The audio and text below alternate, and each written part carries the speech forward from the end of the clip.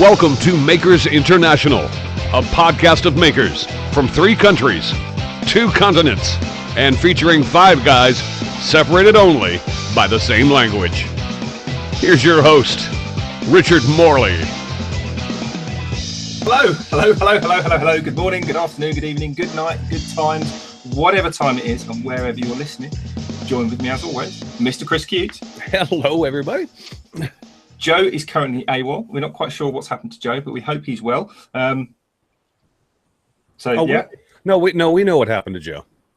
Well, yeah, we know what happened to Joe, but what I'm saying is, do we want to say it in public and potentially embarrass him and then deal with the fallout afterwards, and hope he doesn't arrive tonight, or deal with it later, or what? Well, I'm not saying anything. The answer is, if it makes Joe feel uncomfortable, then yes, we should share that information. He got stuck in some swings at a playground. Again. In other words, yeah, Joe was. Never mind. Go ahead, Richard. I'm looking at it. So, well, Chris is here. We've also been joined this week because obviously Jason can't be with us, or obviously Jason isn't here. So, in his place, we have Andy Birkey. Hiya, fellas. How's it going? And because he did such an awesome job of hosting last time, he's actually come rocking up on my front door to show me how it's done in person. Jamie Page. Hello.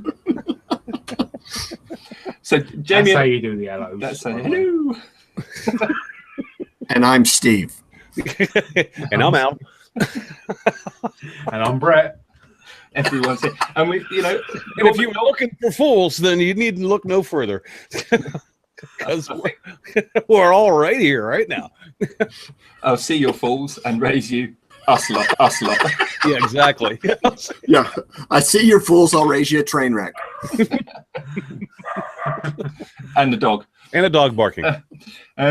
So yeah, as always, quick shout out and thank you from last week. We've got Paul Lockwood, Thom Spillane, and Jim Dockwell. I hope it is Thom and not Tom, and I haven't just either typed that wrong or said it. Does anyone know? Jamie, you're the person that knows everyone. It's Dave. Dave, okay. But also, being as we're here and I've got it in front of me for once, I'll do a quick shout out for some of the live chat persons and personettes. So we've got Andy Pugh in the chat, Stephen's 806 Workshop, Kat's over there. I don't know why she's over there in the chat and not actually here, because she's literally in the next room. Andy Pugh, Wilmore's World of Words, Origin Point, Pam, I think I saw in chat there, Steve from Moonshine Metalworks. There's loads of people. Harnell Media, SE Woodwork, Sean, hi everyone. It's kind of nice to have you with us live. It's kind of scary that we have live people. Anyway, I better get on actually with the show. So this week's show is brought to you as always in part by Yorkshire Grit, the wood turns abrasive paste. Jamie's actually modelling their Glyn's t-shirt this week, and also our good friend Chad over at Mancrafting, who's still giving away. He is still giving away the mugs, isn't he? He is. Excellent. Yeah. Are you going to talk about anything to do with that, or no? Okay, no. Wait. But if you want to find out more about our, okay, lesson number 1 is actually worse when we're all in the same place. If you want to find more about our sponsors, head on over to our website, makersinternationalpodcast.com/sponsors. I was thinking in my head how Jamie messed up the the link last week. I noticed that was the only thing that I think he messed up, but it was funny. So he's actually got another. Chad's actually got another website. Is iliketomake.cups.com. I knew that. I actually did know that. I don't know why I didn't mention it before, but I did honestly know that. What we actually, we're 7 minutes in, including Chris's late minute nip off for a beer. What are we actually talking about tonight? Something about things being handmade or not, wasn't it? Is that right? Well, no, we've got a question first. I mean, or no, actually, we're skipping the listener question this week, aren't we? So actually, we haven't got a question. No, we've got questions. It's just that we've got questions. Oh, we've had. I mean, the audience are going to have questions after the last 5 minutes. We could title the show "Makers International / Questions," because people must have them at this point in time. No, but I mean, no, we were going to do a different sort of segment, maybe just for today. If you'd like me to elaborate, Richard, I'd be happy to go into it. Would you like me to? I actually would, just to get me off the mic for a little while. I can only see half of your face anyway, which, by the way, is a good thing. All right, This no half questions. as opposed to this half. Yeah. Ugh. Well, all right. Well, how about this half right here? How about this guy right here? Give this guy some love right there. Oh, there you go. There you go. Definitely. All right, Ragtag, you've got your 5 minutes of fame. Worthy. Be happy with it. All right. No question. And leave my Facebook feed alone. No questions. Instead, we have a new segment that we're going to call Explain the Unexplained. And by this, what I mean is this is our opportunity, those of us who are assembled here today, to explain to the viewers of our particular channels how we actually did something that didn't make the final cut on the video. Something that's a little bit behind the scenes that if you follow us on YouTube, thank you very much, first of all. If you don't follow us on YouTube, then you're going to be totally lost, but we don't care.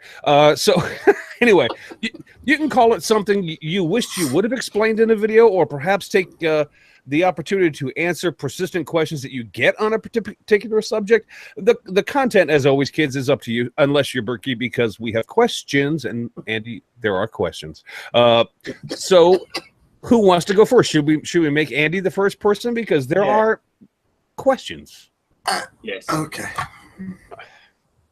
Andy, I know you're going to make me go first. no, I know it. Well, that's why you're here, brother. The sacrificial lamb. Exactly. We're gonna spill the blood before the rest of us see what happens. By the way, just for our audience, I get a phone call. I'm in a Stromboli-induced haze World Cup. About an hour ago, I was resting easily, having a brilliant Sunday afternoon. And then I am accosted and threatened with my life, and that unless I showed up today, that all sorts of bad maker karma was going to happen. So thanks a lot for the blackmail. Great to be here. We're so glad you're such a willing guest. But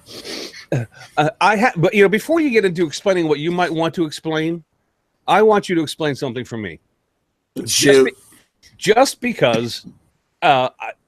Andy, I followed your channel since you started it, and I love everything you do. And I'm not blowing sunshine, because let's be honest, if you need sunshine, you go out and take a picture of it. But when you, I can hear the knife going across the whetstone as we speak. when you filmed, and if you're not familiar with Andy Birkey's channel, go familiarize yourself with Andy Birkey's channel. And I mean, if you haven't, then what the hell's your problem? But anyway. Andy, when you were filming, and there have been several of them done, the Maker Interrogation videos. Do you remember those where you, I think the first one was Lutz, and then I think Tim Sway followed it up with Jay Rivera, and the last one was actually you that I saw. I have questions about what went on behind the scenes, and you can pick whichever one you want to talk about. I mean, I know you weren't there for Tim Sway, so I guess you got Bill Lutz to choose from, and the one that you did to choose from. So, but I have to know, because each one of those involved several other people besides just the person on the camera. What went on behind the scenes with some of those videos? Give your viewers some love and give us some backstory to what went on. Well, the first one was Lutz, and Lutz came out. His dads were looking at some property out here in Illinois, and this was in December of 15. I don't know how I remember that, but I do. And it was cold winter night. It was literally a one-take deal in Jeff. We call him Jeff Ripple Snacks shop. Jeff Ripple Snacks. I don't know. That's Lutz. I don't know. I can't pronounce Jeff's last name. So I'll go with Lutz. I love Ripple Snacks. Then, Jeff, you have my love. Go ahead. I'm sorry, Andy. But that one was any type of brilliance that may be is absolutely 100% Bill Lutz, because we just took off with it. And the guy, no matter what question I threw at him, he absolutely held it together. And if you watch it, there's like 2 or 3 times when he is absolutely blowing some kind of a mental gasket trying to hold himself together. But he made it through the whole thing without laughing. And that's when I knew that I would be a Bill Lutz fan forever and always. Well, what about the one with you? Because the one that they did on you involved several people, and it involved a totally different location and kind of a cool whole friggin' atmosphere. So explain to me about the Andy Birkey Maker Interrogation. What happened behind the scenes there? Dude, this is one of the scariest experiences of my life. I mean, it started out completely, this is going to be fun, but I don't remember how many were there, but we were all together for Maker Faire Bay Area. And we decided, okay, let's do a maker interrogation. And first we were going to do Luis Gonzalez from Puerto Rico. He was there. And there was probably about 10 or 12 makers. And I can't even remember who all was there. But all I remember is getting strapped to a chair in Casey Lutz's shop. And then they started coming up with stuff that was genuinely frightening. And I just kept telling myself, you trust these guys, you trust them. But by the end of the night, I mean, it was late. I don't remember. It was at least midnight or later by the time we got done. And we had guys running all over this shop getting, instruments of torture and, dunk tanks for waterboarding scenes. And it was, it was fun. And if anybody doesn't know, can we put a link down below to see? That's the waterboarding scene is worth the price of admission on that one. That was actually shot by Wes Swain, wasn't it? Yeah, he was involved. Yes, definitely. Yeah, right. Yeah, I think it might have been his GoPro. We had at a bottom of a big bucket, and they were dunking my head in there. And they were dunking my head. I wasn't putting my own head in there. It was not under my control at all. Was, like I said, seriously, I was just kept repeating, you can trust them. You can just trust them. That was a fun video, and you know what? I don't know that, and there's probably a reason why another one hasn't been made, because I don't know that another one could be made that came out that well. Because it was, and trust me, it wasn't the production on that video. It was the footage that was shot and the way you guys did it that was awesome. So anyway, cool. But all right, beyond that, Andy, is there anything that you have done beyond my questions that you would like, or you felt like you wish you would have explained to maybe some of you brewers that you didn't explain? Or are you cool talking about getting your head dunked in a freaking bucket? Well, yeah, I mean, I'm cool. I'm cool with letting people have control over my breath. Did you have to have like a safe word or something? Still sounding sorry? A little bit. Did you have to make up a safe word? No, they didn't let me do that. It wasn't cacao or anything. There was nothing. Bastards. Pinch my leg if you go unconscious. That would be like pinching myself with your leg. Yeah. Oh my God. All right. Well then, Jamie, what about Jamie or Richard? I mean, did you guys have something? I didn't, but actually, just as we were about to go on, I just showed Jamie. You get like your little alerts on your phone and your iPad when somebody makes a comment or whatever on a video. Yeah, Richard, do me a favor though. Shift yourself a little. I know it's not going to be pleasant, but shift yourself a little closer to Jamie. There you go. All right, now go. There you go. Now I can see you. Thank you. That's a good thing. How's that? Yeah. If you can take the smell, I can handle it. Go ahead. Somebody made a comment on one of my videos literally within the last few minutes about why I did a particular thing and not just a quick background. You know those Mitasaur kind of portable sight stands that everyone's doing now, that was originally done first by DeWalt? You know the ones I mean? They're like a big sawhorse fold down legs, and they've got like pull out side bits to rest timber on. And yeah, it's a work site miter saw stand. Yeah. Well, I bought one of those when they first came out to put a mitre saw on for going around, and yeah, it was great and all the rest of it. And they did 2 sizes. They did like a really long one and a not quite so long one. And then a couple of years later, they brought out a smaller version, and I won one in an auction, really cheap. And so I got it, and I got these 2 long stands, but my van is too short to have it go in the van straight. It has to go in at an angle. So I thought, well, I've got 2 now. I don't often use it the biggest length. I'll cut it down. So I took it apart, cut it down, I videoed it. I put this video out of me basically taking this 150 odd quid DeWalt saw stand and cutting about 18 inches off one end of it and making it shorter. And the comment was, why didn't you just buy the short one? which actually, when you read the question, is blatantly obvious. It's like, yeah, because it would have been cheaper.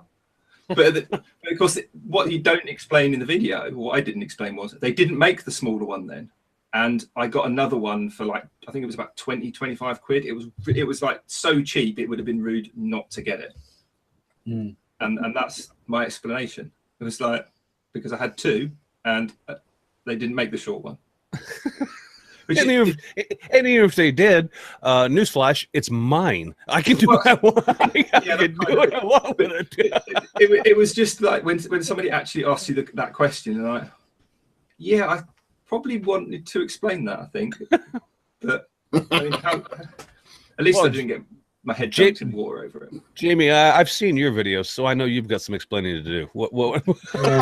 You got that right. Yeah, absolutely. I mean, I don't really get comments like that. I just get people telling me how great I am. But when you wake up, what happens? When I wake up, I mean, I've had a couple of comments on, I think it might have been it was the latest one where I did the little screwdriver.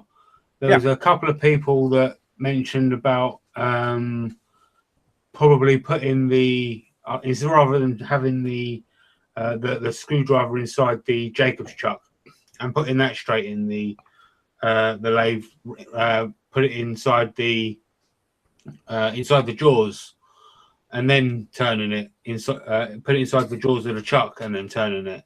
Which yes, I could do if I had the pin jaws, which I didn't. But obviously that was something I didn't explain in the video, so that's why I put it inside of the Jacob's chuck. You know? No, I got you.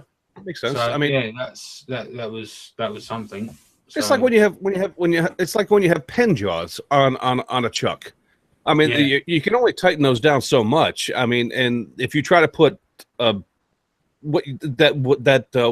piece that you put inside that little screwdriver, it's not going to fit. You can't tighten that down. So, and I just did that live on camera, didn't I? Yeah, you did. Yeah.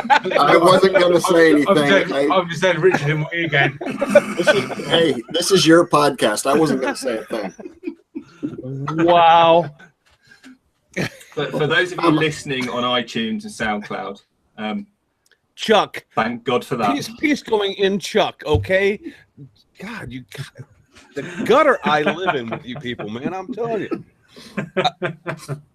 Well, before we get on with today's topic, mine is real quick and it's real simple and it's stupid, and I'm sorry, but I got questioned on it on the video I just put out, and I was making some oversized lawn dice. Okay, and I had a guy tell me, because I used something like this. I don't know. And for those of you who are listening to us on SoundCloud and iTunes, what it is, it's basically a 3-inch square that I've cut 9 holes. I drilled 9 holes into in order to paint the numbers on some oversized lawn dice, okay, by taping them off. And the gentleman said to me in my video, I would have put some stops on the corners or somewhere on this thing so that they lined up evenly on every dice that you did, so that they wouldn't go traveling around. And I went, you know what? That's a great idea, but I already did that. But I didn't show it in the video. And what I did do in the video is, this is the piece that I actually used in the video. Okay, this was taped off. This is how I painted 6s. But all I did was take that same piece of wood and I wrapped it in newspaper, so that when I wrapped the dice, the newspaper just came right over the top of the dice and if I get this on this straight, and then I spray painted the numbers. And so when this was off, that's what I got. So I did make it centered, and it is, but it may not have been what this gentleman's concept was, but this was newspaper and painter's tape, okay, to line up the holes that needed to be done on the stupid dice that I just put a video on. So that's the only explanation I have, because that's the last question I had about a video on how I did something. So yes, I'm sorry it didn't make it to the final cut of the video, but guys, honestly, that's really not that all freaking exciting, okay? So let's just move on. You actually just kind of sparked another little, not really a tangent, but kind of an extension to the whole idea of us talking about this for the last few minutes. It's like you just said, it's always a playoff, isn't it, between what makes the final cut and what doesn't. Right. And it also kind of highlights the thing with comments. And sometimes you can take them one way, sometimes you can take them another way. Obviously, sometimes it's very difficult to take them in a different way, right, because they are written in a particular tone or whatever. Right. But it kind of helps other people. Like Jamie was saying with the, why don't you put the bit in this end and not the other? Well, it might have been that you didn't have those particular types of jaws. Yeah. Do you mention it? Do you not? But somebody who hasn't got that might have thought, oh, well, I can do it that way because I've got that. Someone else might have thought, well, I haven't got that facility, so now I've got to go and buy something. Or there's always something deeper than what is actually on the video.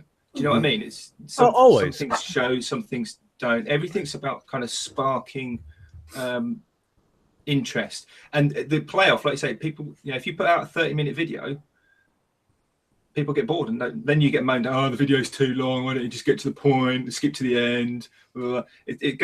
Everything always seems to go back to you can't please everyone all the time.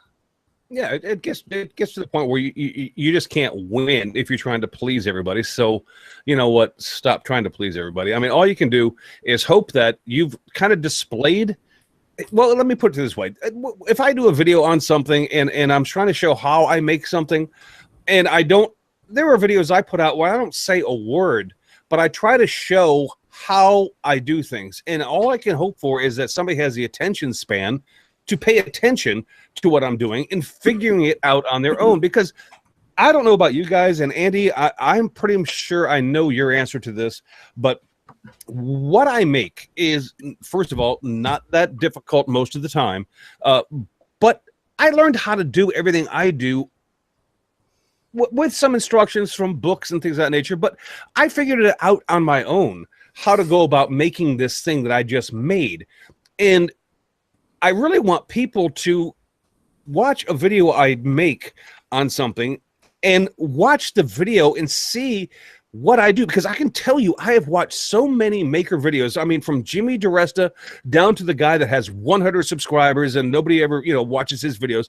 I have learned so much by just watching how people do things. And yeah, go ahead, Andy. It kind of comes back to, especially those of us who do this professionally. I always learn so much if I'm on site with some other guys, and there's a fairly mundane process that needs to happen, and almost without fail, there are 4 different ways. If there's 4 different guys, there's 4 different ways of doing something. And sometimes they learn something from my process, and sometimes I learn from their process. And a lot of times it's, little bits and pieces become homogenized into your workflow. And that's, I think, what you were saying as far as the beauty of the maker community is, if you have the humility enough to have a learning attitude, you're going to learn something. I mean, I'm not going to learn anything from Jamie. That's obvious. But other than that, yeah, I remember that. No, but I don't know if you remember on one of Jimmy's vlogs, I said, stop watching Jimmy for entertainment.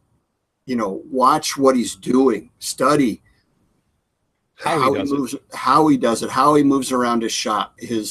There's a process that he has that is the same, but the sameness is that it changes every time. And that to me is what's fascinating about how Jimmy works.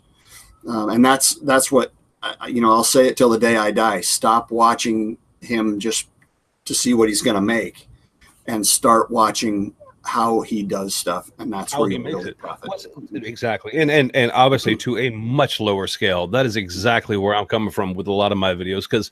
And I've seen, well, how do I put, there's a term called Easter eggs. Okay. And Easter eggs are, is a term that is done on the internet where people find these little hidden things inside something else. And they go, oh, there's a little Easter egg. Most of my videos, there is an Easter egg in there for somebody if they take the time to observe it. Because I don't do voiceover videos. Jimmy doesn't do any more. Well, he never really has done voiceover make videos. And so there are a ton of Easter eggs in there. So when you see somebody do something and you start questioning why they did it, then pause it, rewind, go back and watch it again and try to figure out the thought process behind that. It will help make you a better maker. It's the whole see more, make better thing again that Andy is so famous for preaching. Because if you see it and you take the time to try to understand it, you'll go, oh yeah, I get it. I understand why he does that.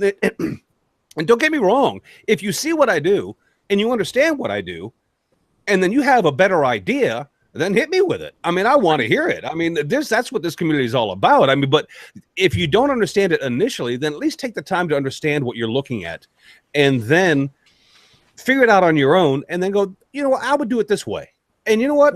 I would love to hear how you would do it differently. I mean, it's like Andy said, it's the diversity that we have within this community that makes us so, amazing, at least in my opinion, is because there were so many people that would do so many things, so many different ways that you can learn from each process. It's like, wow, that's kind of cool. So I was just going to say, Andy, following on from what you said about watching Jimmy for how he makes, not what he makes, you can tell when you watch his videos. You only have to really watch one, but you can tell how he has been making for money for a long time. Just the way he flows around his shop and the things that he does, he keeps things simple. It just gets straight to the point of what it is he's got to do. There's no sort of faffing around looking at things and do that. It's just he's done that thing 1 million times for 10 million different things, but they all come down to the same result, and that's speed and efficiency and ultimately profit. Yeah, if there's a fork in the road, he's going to take the most efficient one, keeping all the parameters in context. So that's it, where he's going to go. I call it running home to mama. What has worked for us in the past is we don't have to problem solve that process. We've already done it. So when we come up against that decision, the first thing that's going to come to mind is the process that you've already worked through, because you're going to implement that straight away, faster than hell, and you're taking off and you're moving. Yep. It's like somebody who, it goes back to what Chris originally said about why didn't you explain this in the video? I watched you do it. You did whatever it was, because when you make the video, if it's something that you've done 1 million times before, even 100 times before, you just do it because your brain is already halfway through that process while your hands are catching up and doing what it is you're thinking about. Right. And because of that, you think, oh, that's just so trivial. Nobody's going to be interested in that. That's not worth my time of stopping and explaining. I'm just going to crack on and do it. And then somebody who's never seen it before is like, oh, what was that? Whoa, right. Back up a bit. But when they have questions about it, because you know what? Because I'll be honest with you, I had actually filmed doing that. Just as look, guys, as simple as this friggin' was. All right, let's be honest. As simple as this was, I had actually filmed this and just decided it wasn't worth the video and left it out. And yet I was left with somebody who wanted to know how I did that. And that is what inspired me to bring this topic up today.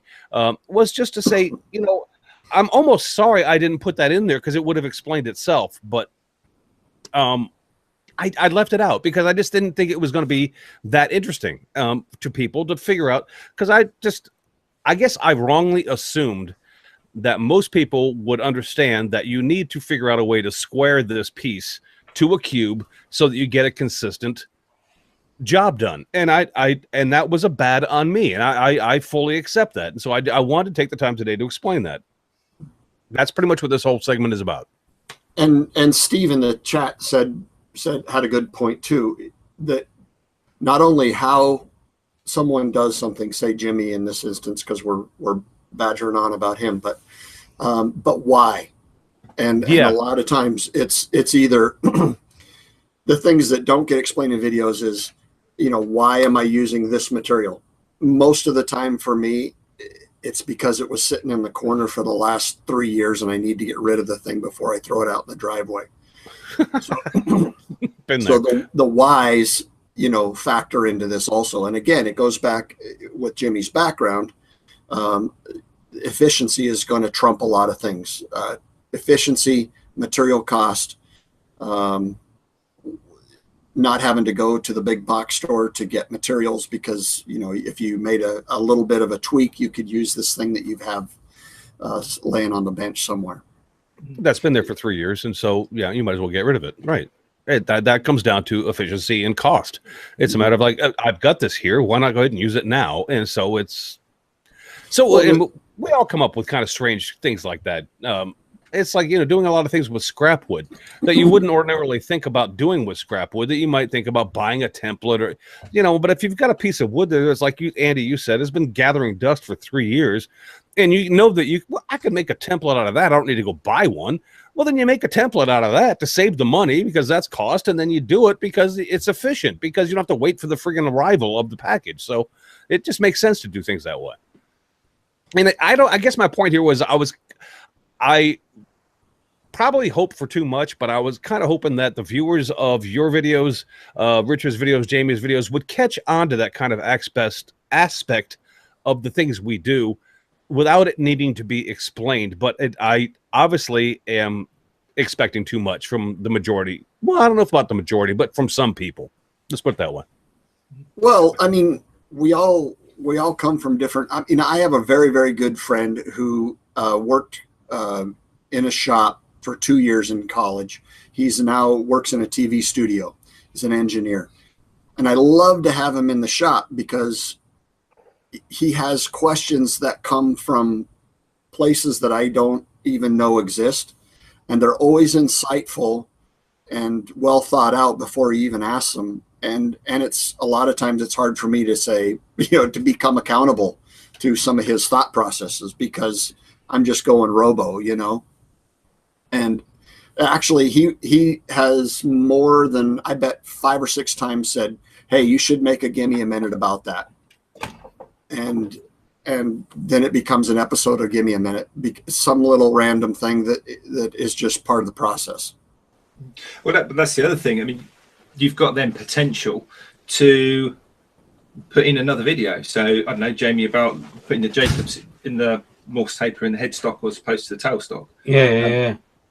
Some people might not have worked out or realised that the headstock has got a Morse taper in it. Exactly. Or somebody might not have realised. Chris can do a video on, masking up that thing to paint. Right. It's a 60-second video, probably 120 seconds to film, and you can link it with a card or something in the original video if somebody sees something, and you can then start building up answering the questions, dealing with the points, and saying, well, here's the footage about this thing, because everything we do for every video leads into something else. It's like every idea is the product of a previous idea, and down the chain you go. Mm-hmm. All right, well, I think we've probably pretty much covered that, guys. So we should probably at some point in time address the topic of today's show. And I think we've all kind of sort of avoided this, but I don't want to disparage the gentleman who asked it because it's a valid question, and it's been addressed before. But I think he's looking for our take on it, guys. So if you don't mind, let's proceed into that. It comes from a friend of ours, Mikael Masters asked this. And he asked it for a reason. I want to put this as delicately as I can because Michael is a great guy. He means no offense by this. But he asked us, he says, I'm going to use his words, not mine. He says, I was thinking it would be a good idea for the podcast to maybe discuss a bit about CNC technology. It's a great technology. Michael has nothing wrong with it. He says, but it can and is too often used unscrupulously by people to kind of steal, cheat on work, and it hurts professional people who do it by hand. And also another related topic is that I would like to find, or at least I would find it interesting to hear what you guys think about what is and what is not handmade. Like, what does it mean in these changing modern times? Are people like him, the more traditional workers, kind of just now stuck in the mud, or is there something to be said for everybody? And I think and Michael, if I'm getting this wrong, then forgive me, but I think that what Michael is dealing with is Michael sells his stuff, and Michael does hand tools, and he is a basic chisel, hand plane kind of guy that makes things and he sells them, okay? And he sells these crafts and he tries to get a certain amount of price for them because obviously it takes him quite some time to produce them. But he's seeing himself going into the marketplace up against people that are now labeling products the same way he is labeling his products, but he knows that they're doing it on a CNC machine and they're not in half or a quarter of the time that it takes for him to do one by hand. And he's wondering, I guess the question is are the hand tool guys basically screwed here in the future? I mean, are we looking at the IKEA versus the handmade kind of situations to where, you know, I can go over to Kmart and buy it for this amount, or I can buy it from you and know that it's handmade, and then some people will get the difference and some people won't, or I mean, I guess that's where this discussion needs to go. So in your opinion, how in a commercial atmosphere, what is and what is not handmade is the question that's being posed today by Michael. Well, that's a really we should have avoided your original topic there. Well, I knew this was up, and it could be a rather heated discussion. And if people out in the chat would like to chime in on this, I think it would be worthwhile to get not just our opinions. I mean, let's hear what you guys have to say as well. I mean, because there is a lot of debate on this topic as to what is and what isn't, and what should be and what shouldn't be in the commercial market. Because, you know, guys, as soon as money gets involved, things get freaking complicated, or people get upset and get attitudes. And so if you have an opinion, then voice your opinion and let's just get it out there. And I'm not going to say we're going to solve the problem today. We're not going to, but we can at least address it because Michael asked us to. Does anyone particularly want to start? Well, I brought it up. If you want me to start, I brought it up. I'll start if you would like, because if you're going to blame me for this entire freaking topic, even though I'm not the one asking the question, I'll be happy to. You read my mind there, Chris. Yeah, I know I did, and it's because I know you too darn well. Look, if let me give you a scenario. If you're at a craft show, and you happen to be one of the people who does craft shows to make, you know, some side money, because I don't think anybody, maybe people do, but I don't know many people that actually do craft shows for a living, just because, you know, winter. But you know, my answer to that would be is if somebody is doing something with a CNC and is labeling it as handmade and is selling the exact same product you are making, where you are using handmade tools in order to achieve this process, then the person doing the CNC aspect is probably robbing you from some business. Now, whether that is right or that is wrong, I think is up to a debate. I would say one of two things. Either there should be a distinction made between making something by hand, physically making it by hand, or machine made, which is basically a CNC. But I do not want to discourage people who use CNCs to make them feel like they're inferior, because they are not. It's just a different skill set that they are employing to produce the same product that you are. But because of the skill set that they are using, they're able to produce it much quicker or much faster than you can. And so therefore they can sell it at a lower price. I don't want to discourage people who do things on a CNC, because there's a talent level there that I currently do not possess, and I respect it.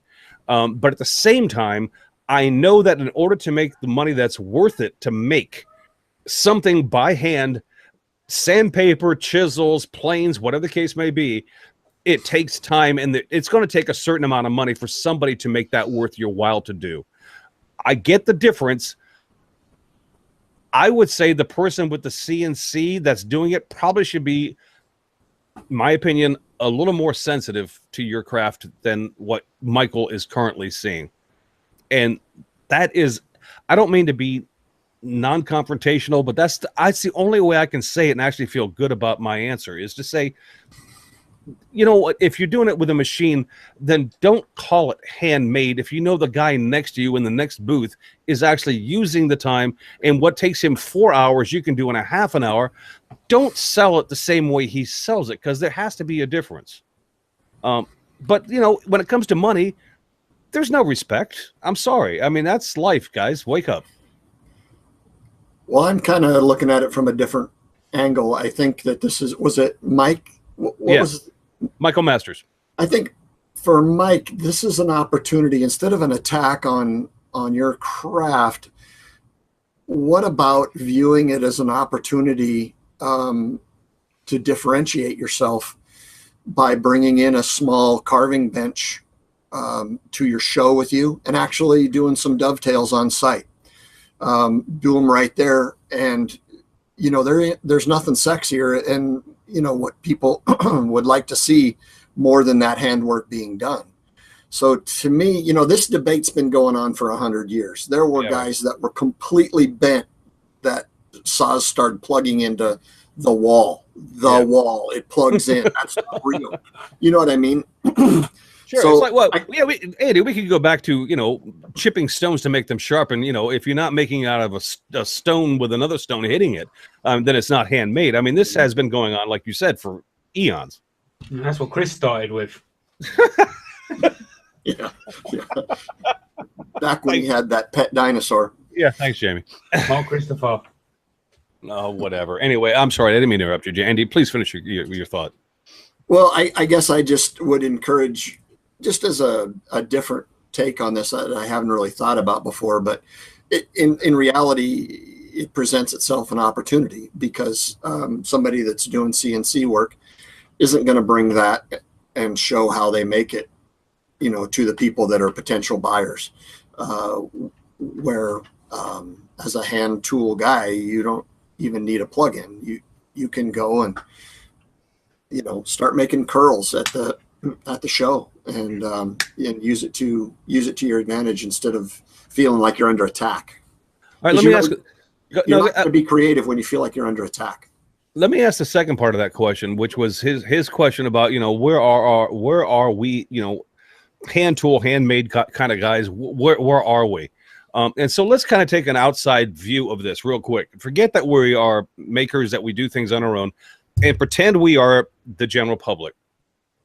You go to booth A, and he has, I don't know, somebody pick a project. Somebody tell me something that would be kind of really cool to buy. Something like for $20. Cutting board. Okay, a cutting board. There's a really cool ornate cutting board that's made at booth A. Booth A is selling it as a handmade item. Okay, and you know that the guy who's sitting behind that booth made that cutting board, and he did it by hand, and there's value there. You go to booth B, the exact same design, exact same cutting board is sitting there, and it is a fraction of that price. Which, as a consumer, not a maker, as a typical consumer, where does your care lie? Does it matter? I guess the question is are we seeing the value of the hand tool worker go away as the technology increases? To the point where the guy who used to make things out of a sharp rock has now progressed to plugging into a wall, who is now progressing to a CNC technology? Are we seeing that talent or that skill, that worth being diminished and eventually not worth pursuing because it will not support you? Tough question, I know, but I'm just your random thoughts. I mean, what do you think? Well, the other side of that coin is, or are we seeing an evolution, another evolution of the craft? Exactly. That's kind of where I was going. So I'm glad you said it. One thing that I've learned in old churches, which the typical parishioner in a church, of an older church, you know, is reveling in the craft that's there, the perfection. And as somebody that's got to get inside of that in order to either replicate or repair or whatever, you realize that that stuff is far from perfect. Mm-hmm. Those were guys that were trying to make stuff just like we are, as efficiently as possible. You know, they would give a rough blank to an apprentice and make them drill 4 holes in it. And they would pass it down a line to a guy who would put it on a bandsaw, who would pass it down the line to the carver. So the carver wasn't doing all that work, that pre-work. He was doing the high-end work. So, you know, I don't think that, I mean, again, this is an age-old debate. And but to move on, to kind of move on from or elaborate on your production line from the 4 holes to the bandsaw to the carver at the end, that carver, probably the previous year or the year before that, he was operating the bandsaw. Exactly. And the year before that, he was the guy drilling the holes.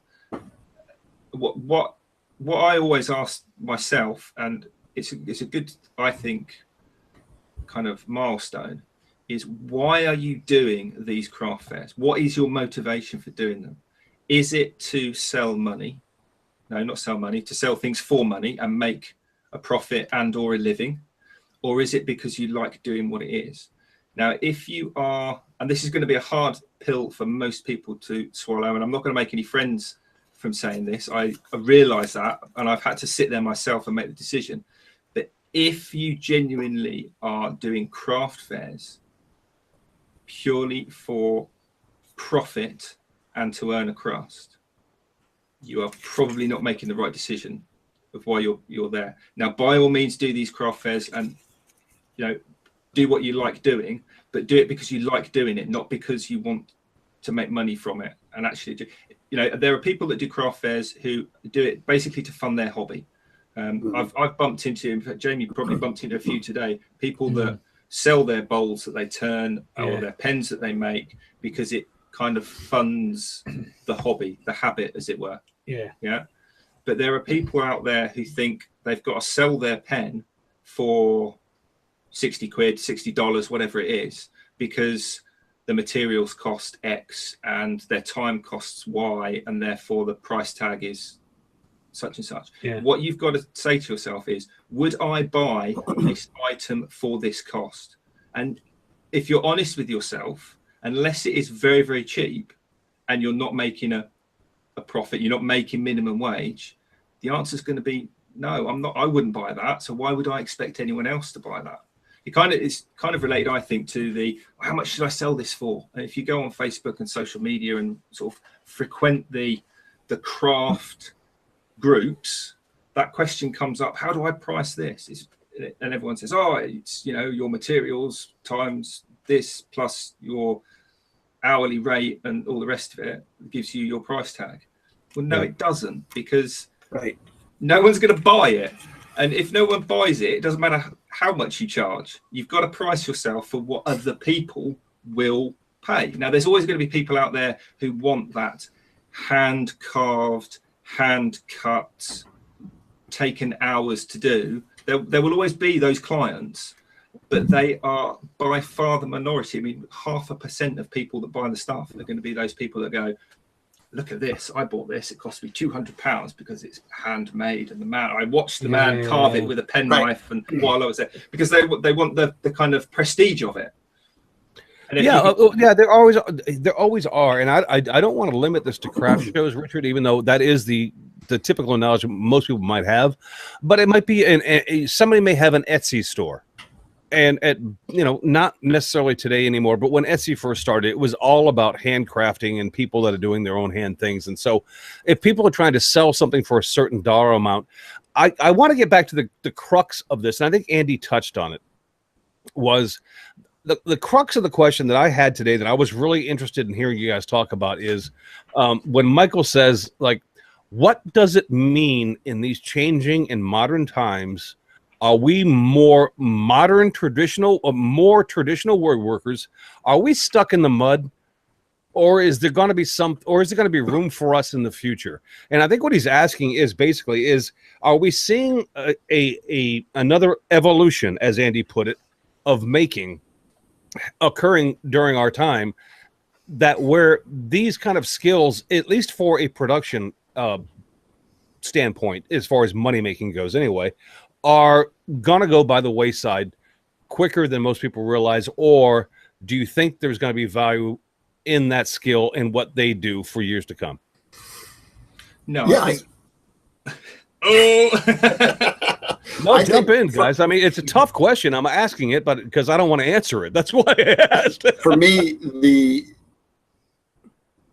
where it works in my world is hybridizing the two opposite ends of the spectrum, doing as much as you can with the best tooling that you can afford, and CNC falls right into that for me. But then handwork also becomes part of that also.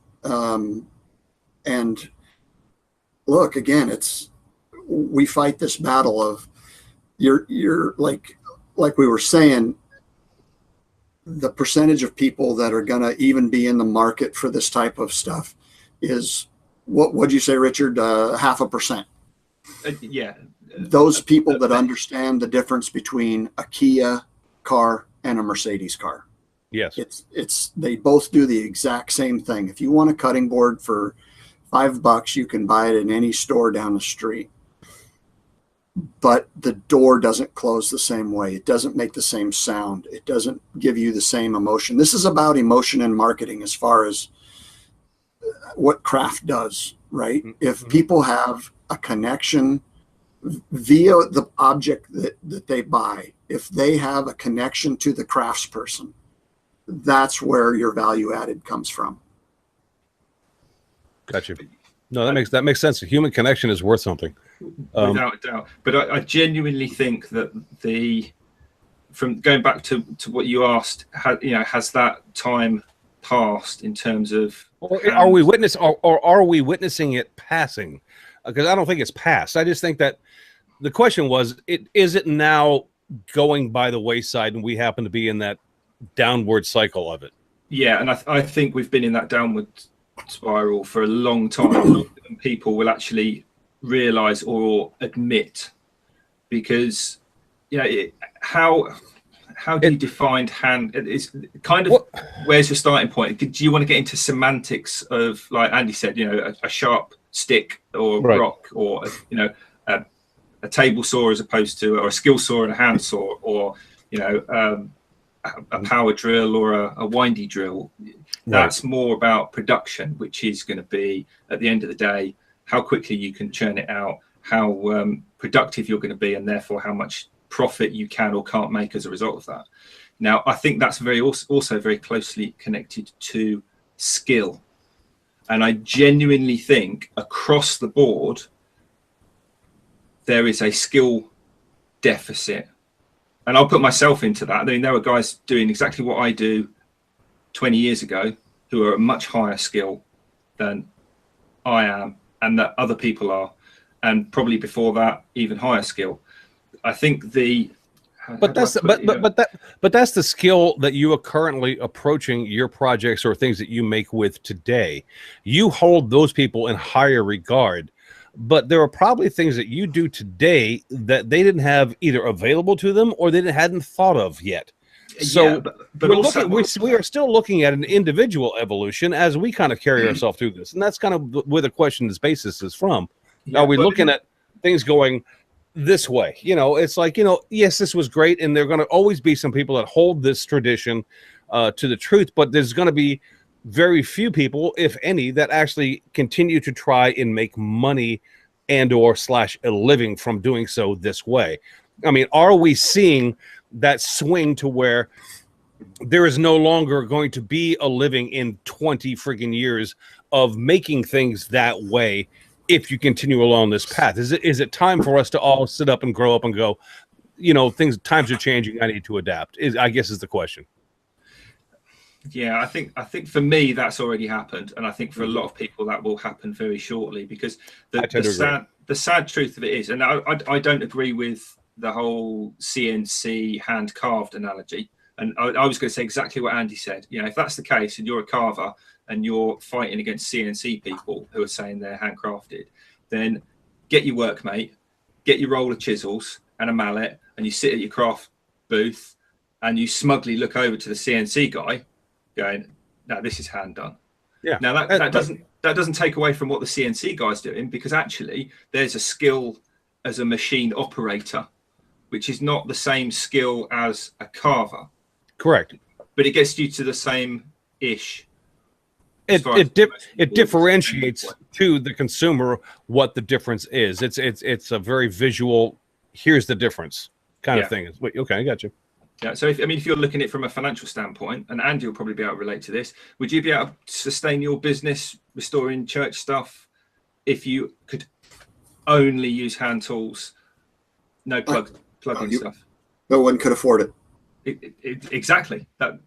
But in order to maintain the business and keep it going, it is and always has been about efficiency and production and costs related to that production. And that's what I was talking about with the skill fade. You look at somebody like Paul Sellers. Have you ever watched him cut hand do dovetails on his videos? Yeah. His 20-minute video is 20 minutes of him doing something, and he's generally got that thing done at the end of the 20 minutes or the half-hour video. Now, I couldn't use a router jig all set up ready to go to make a box dovetailed 4 corners with the bottom and the top put on in the time that he could do it by hand. Right. You know, we would have to be doing, you know, packing crates by the 1,000, I think, for him to be able to do them, or for me to be able to do them quicker and more efficiently than he could by hand, because his skill level is way up there compared to mine. Mine is nothing. Yeah. So if you're going to put yourself in that realm of hand done only and all the rest of it, you absolutely have to be, unfortunately for you, the very best at your trade. Because if you're not, then you've got to be selling much more pricey, and then your competition is going to undercut you. All right, but here's where I want to draw the line. As a craftsman, if you are indeed a craftsman, whether you are doing it for a living or you're just doing it as a passion because you enjoy it, I want to, if I can, at least in my opinion, put forth the idea that there is value in learning those skills. I do not care if tomorrow the world changes and everything is being carved out by a CNC. There is value in you knowing how to do that by hand. And if you decide to take that journey, do not do so thinking that you are a lost cause, because you are carrying on not only a tradition, but you are teaching yourself exactly what that CNC is doing. And it's like when people were talking about the X-Carve, when they got sent it to them. If you have to put that machine together and make it operate yourself, you understand how that machine works. And if something goes wrong, then you know how to fix it. So there's nothing wrong with learning the basics. You should absolutely take the time, learn the basics if you're interested, and then advance to whatever you want to advance to. And if you don't want to take the time, then I suppose there are shortcuts available. But if you want to do it because you enjoy it, then please do not be discouraged by doing so. It's just that what the conversation today has been about commercial use and what is going to be profitable for you in the future and what is not going to be profitable for you in the future. But as a enthusiast, I would encourage you to do whatever inspires you to do and continue doing it. Absolutely. And let's not forget Laura's thing that she says, that the beauty of YouTube and content creation is that the process becomes the product. Absolutely. and not the product. It And always that, does. for me, the first time I heard her say that, it was just like Mind blown. No, it's true. because That's then absolutely it all true. makes sense. Like, Yeah. who was it that's cutting the dovetails live? Paul Sellers. Yeah, perfect. His process now, part of his process is, or I mean, part of his product is that process, Right. and he can make money off of that. I mean, I remember being deep into learning carving in a panic, and going to a guy's house that he was retired, and he carved ducks. And he's like, I don't do this. He's talking all like down on himself. And we went out to his shed. There wasn't wood decoys out there. There was a flock of ducks. No kidding. They were just like unbelievable. And I said, here's the deal. Don't think that because you don't make a living doing your craft, that diminishes your craft, because it doesn't. If anything, you can do things with your craft that I cannot do. I haven't sold a hand cut dovetail in, I'll bet 15, 20 years. I can't sell them. Right. Well, at least not profitably. If I'm going to make something for, a new grandniece or something, am I going to hand cut dovetails? Yes, definitely. Because that's a whole different dealio. Gotcha. It's something like Kat says. I can't do the actual quote. If she's still out in the chat, I'm sure she can put it a bit. So she does her knitting and her crochet. And long story short, to make a crochet granny blanket bedspread for a double king size bed, she'd have to, using the basic formula of minimum wage hours plus material cost, she'd have to sell that blanket for nigh on £800. It's about $1,000. It's never going to sell. Exactly. And one thing, I think it was one of her friends said, it's like sex. It doesn't matter how much money you give me for it. If I don't want to do it, I'm not going to do it. But if I like you, I'll do it for free. Right. And that likens to what you said about the hand cut dovetails, because you can't make profit on some things. It's just not viable long term. But if you enjoy doing it, then do it anyway. And that's kind of where I was going with it, from the product, but the process being the product. If you can't put money on some things, and we've talked before about people's mental profit, the reason they make things, for the mental dexterity, for the health benefits of being that kind of getaway. If that is your reason for doing whatever it is you do, then the money is irrelevant. Exactly, it's completely irrelevant. Right. You do it because you like doing it. And like you say, Andy, there's always another avenue, whether it's teaching other people how to do it. You probably can't make a profit doing hand cut dovetail, 80 hours portraits on a scroll saw. But you could, Jamie, probably do lessons. Hopefully, you'll go out with Kat tomorrow and teach cats and things. That is worth money to people. So it's not like you come back to Andy again. It's an opportunity. Right. It's always an opportunity. And if your goal is to make money, then either get way upskilled or way more efficient, or do something else. Well, yeah. I mean, if you're a businessman and you're looking to make money, then you're going to look at this entire topic that we talked about today in an entirely different manner. You're going to do it as quickly and as efficiently and as best that you possibly can to get as much made as you possibly can out the door, to turn as much money as you possibly can. But if you're looking at it as an enthusiast and you want to do, and you're wondering whether you have value in anymore, or if your value of what you currently do is going away, then I think the honest answer is that value, my friend, is really in your ballpark. If you think it's worth doing, then you know what? It's worth friggin' doing. Yep. If you don't think it's worth doing because money is your motivation, well, then you're looking at it the wrong way and you're asking the wrong question. So that's my answer to that whole scenario, Richard. And I think we covered that really well. And Andy, if you don't mind me saying, I really appreciate you coming on today and giving us your input on this, because it was a subject that I didn't know how it was going to go. I thought it could go sideways real fast, and you kind of kept us centered, and I appreciate that. Yes, thank you, Andy. You saved us again. You guys are in a lot of trouble if you're counting on me to bail you out. Well, then I don't mind telling you. But here we are, right? Yeah. We're up that creek. We have been there for a while. So, yeah, my friend, thank you very much for coming in and joining us. Richard? Well, unfortunately for Joe, he's not here to give us the stern eye, so we'll go on all night. It doesn't really matter. Have you guys? I think we have actually covered this, as you've already said, Chris. But Jamie, didn't you have something else you wanted to? Yeah, I've got a couple of things for Jamie's page. One of the first ones is our beloved sponsor, Mr. Yorkshire Grit. Is officially got his microfine abrasive paste out now.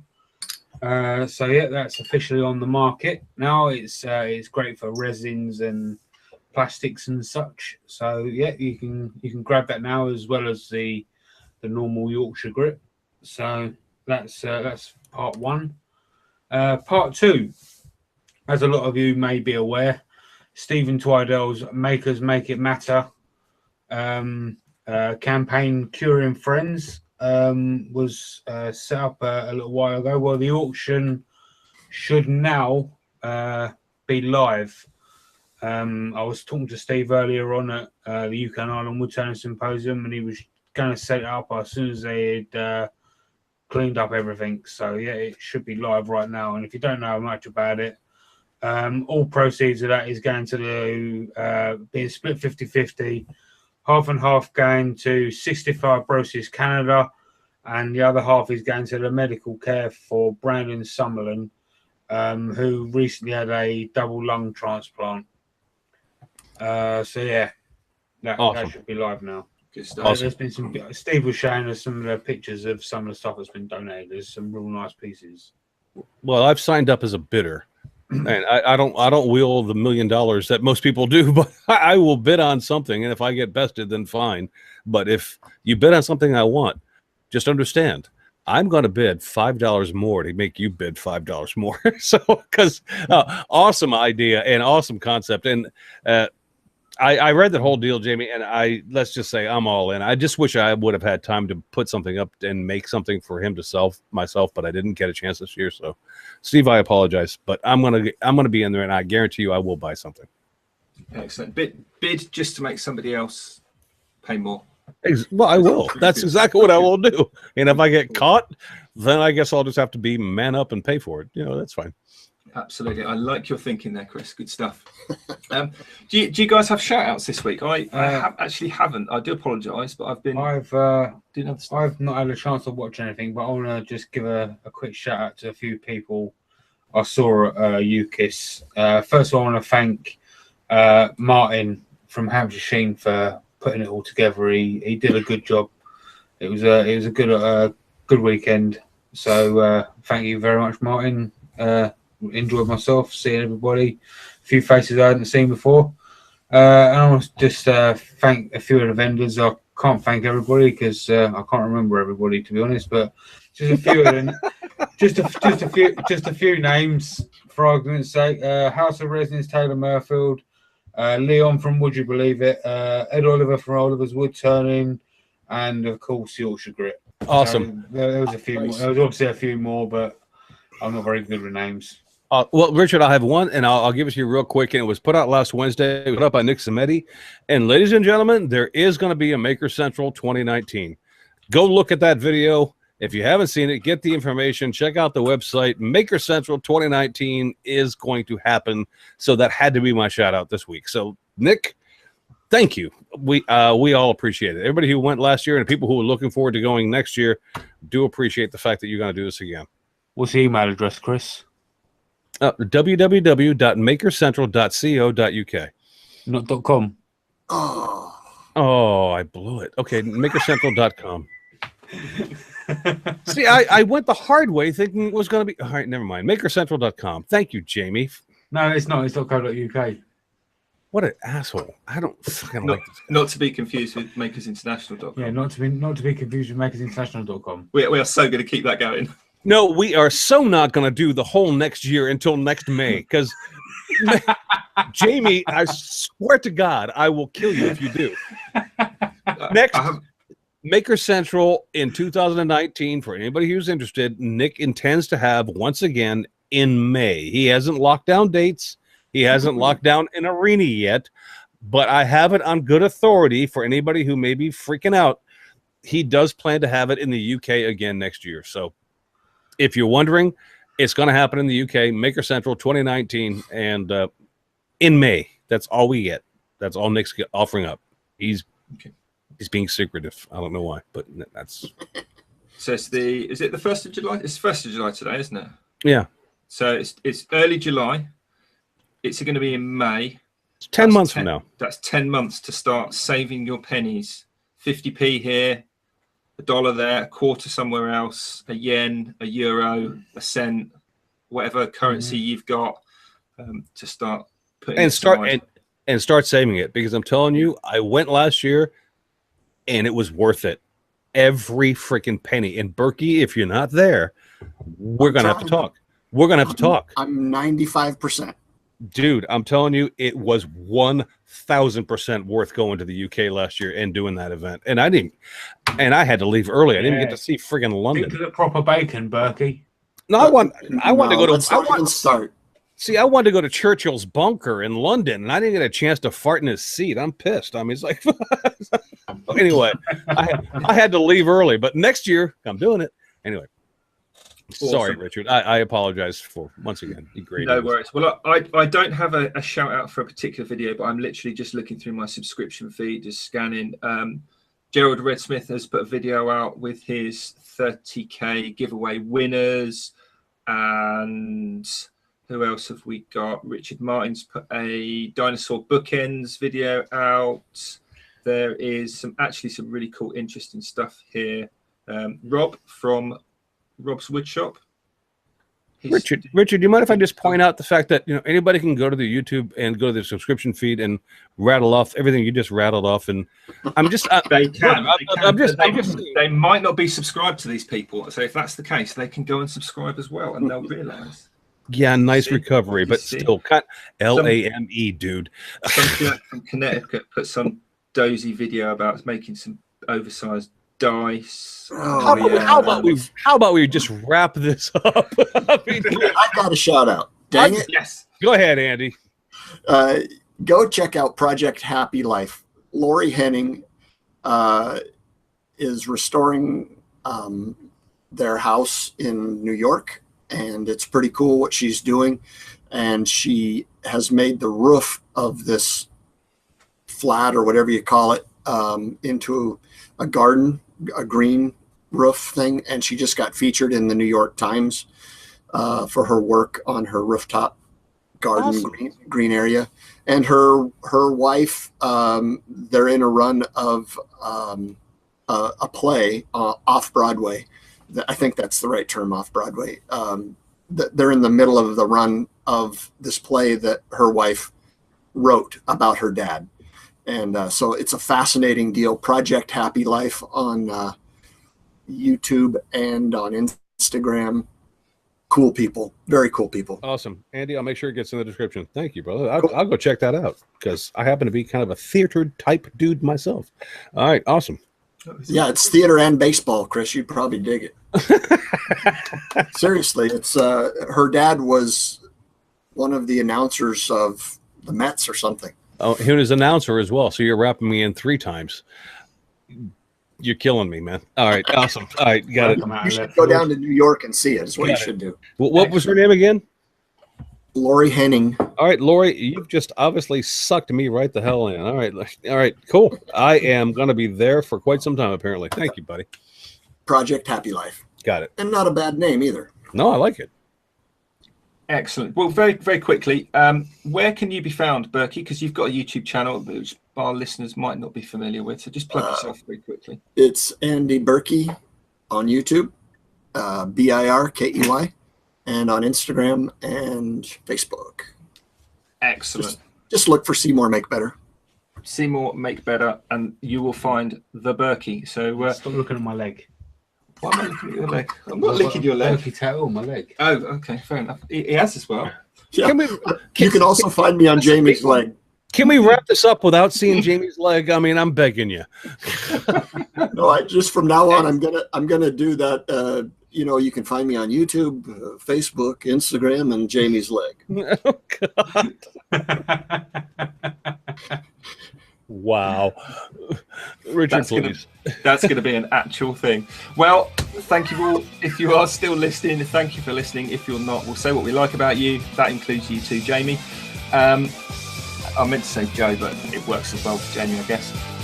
So that, I think, does wrap it all up. So we will see you all back here next week at the same-ish time, hopefully with order. So you take care. Have a great week, everybody. Thanks for having me, guys. Thanks for coming on, Andy. See you later. Bye-bye.